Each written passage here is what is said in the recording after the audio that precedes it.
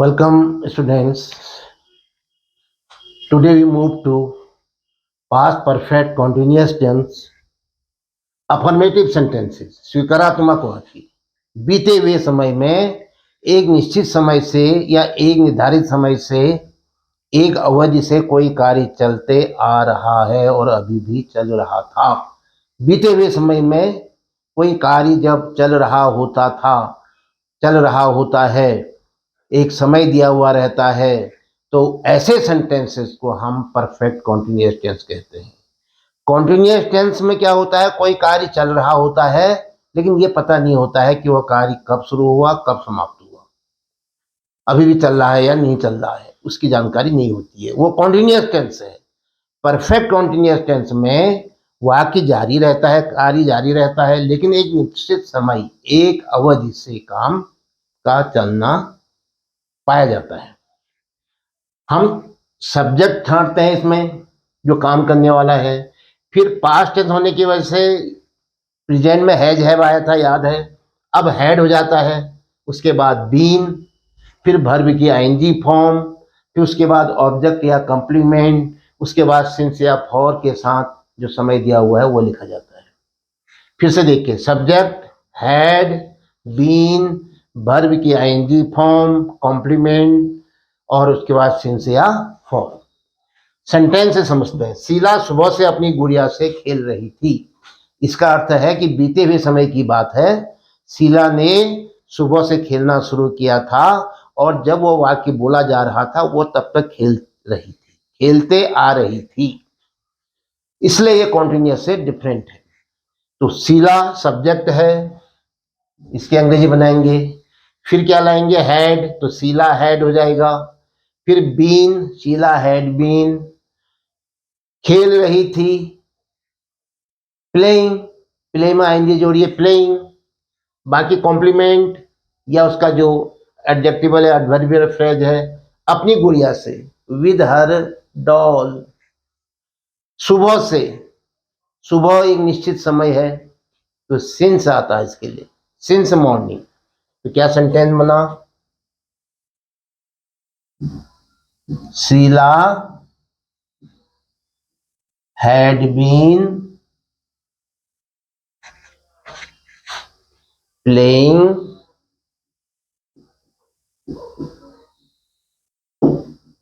with her doll since morning. Since morning. तो क्या करेंगे आप, क्या लिखा आपने, Sheela had been playing with her doll since morning. बच्चे 2 घंटे से अपना पाठ याद कर रहे थे। सब्जेक्ट क्या है, बच्चे, द चिल्ड्रन।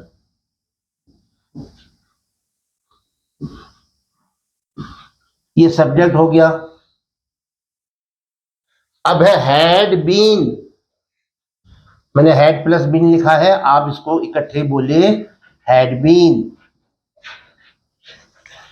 फिर वर्ब की आईएनजी फॉर्म, याद कर रहे थे, याद करना, पाठ याद करना क्या कहलाता है, learn.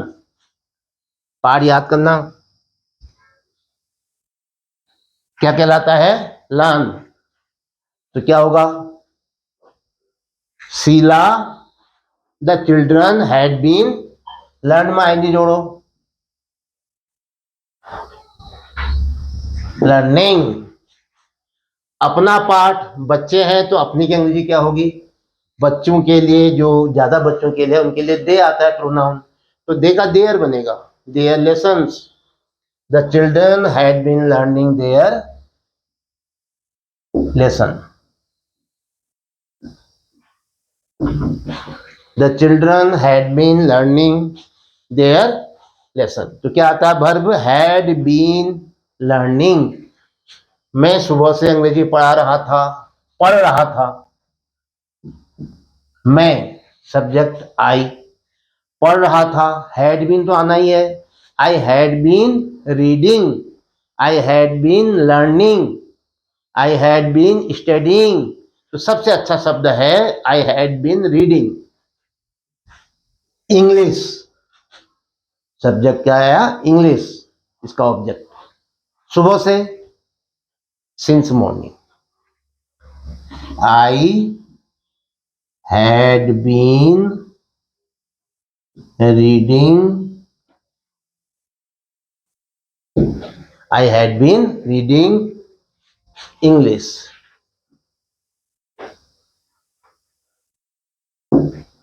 since morning. I had been reading English since morning. माताजी दोपहर से खाना बना रही थी। सब्जेक्ट बताओ, मदर।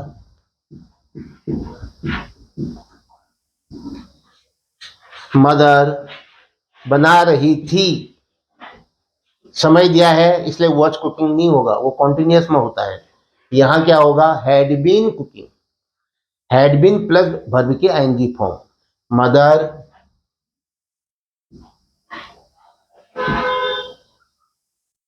हैड बीन, कुक में आईएनजी जोड़ो, खाना बनाने को कुक कहते हैं, कुक में आईएनजी जोड़ो। कुकिंग, फूड,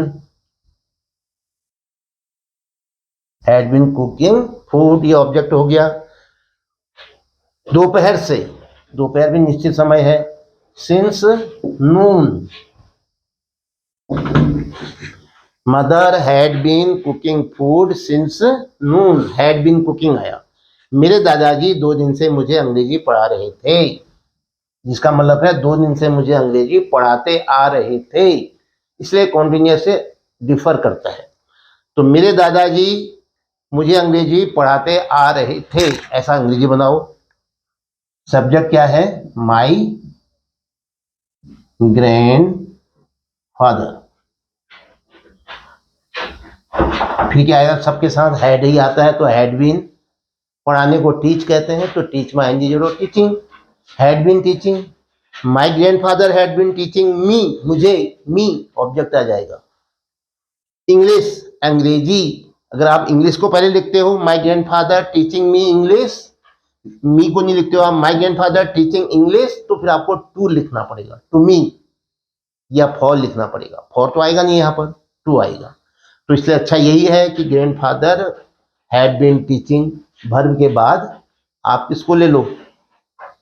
आप मी लिख दो। My grandfather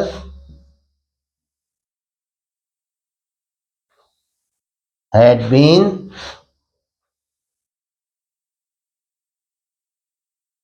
teaching me. अब लिखो इंग्लिश। 2 दिन से, फॉर आएगा, फॉर 2 डेज। माई ग्रैंड, या माई नहीं लिखा, हाँ लिखा है, my grandfather had been teaching me English for 2 days. वह 2 वर्षों से इस गांव में रह रहा था। सब्जेक्ट क्या है? वह, ही। रह रहा था, हैड बीन। लिविंग, लिव मन होता है रहना, तो क्या आएगा आपका? Had been living, he had been living, he had been living, he had been living in this village, इस गांव में।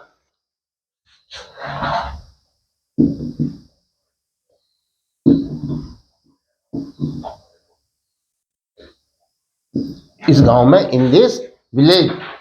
2 वर्षों से, कोई भी 2 वर्ष हो सकते हैं, तो फॉर आएगा, for 2 years, for 2 years। He had been, क्या बना वाक्य? ही, सेंटेंस बना, he had been living in this village for 2 years। तुम्हारे भाई विगत माह से कार्यालय जा रहे थे। तुम्हारे भाई, your brother, your brother, your brother जा रहे थे। Had been going to office, your brother had been going to office विगत माह से, सिंस लास्ट मंथ, योर ब्रदर had been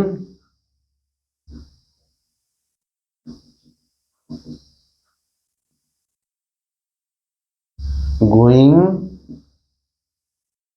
to office since last month. Since मैं इससे लगा रहा हूं कि ये महीना आपका अक्टूबर है, तो सिंस लास्ट मंथ का मतलब हुआ सितंबर के महीने से। सितंबर फिक्स है, तो इसलिए your brother had been going to office since last month. Next, रोगी एक सप्ताह से अपना इलाज करा रहा था। रोगी क्या अंग्रेजी बनेगी? The patient. ये सब्जेक्ट है। अब क्या आएगा? पास्ट परफेक्ट कंटीन्यूअस टेंस में, अफर्मेटिव में, had been going, had been writing, had been doing, had been cooking. अब इलाज कराने को क्या कहते हैं? Had been going under treatment, had been going under treatment, had been taking treatment। क्या अच्छा लग रहा है आपको? The patient had been तो आना ही है। अब इलाज करा रहा था, डॉक्टर के पास जाना, टेस्ट वस्ट कराना, ये सब। had been going under treatment ज्यादा अच्छा लगता है। had been going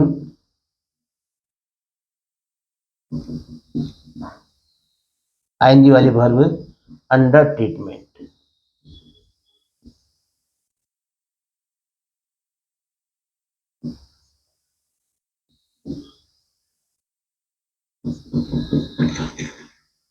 एक सप्ताह से,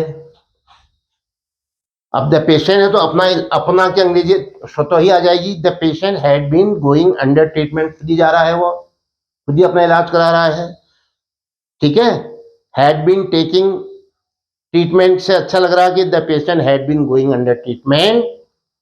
एक सप्ताह से, कोई भी एक सप्ताह हो सकता है।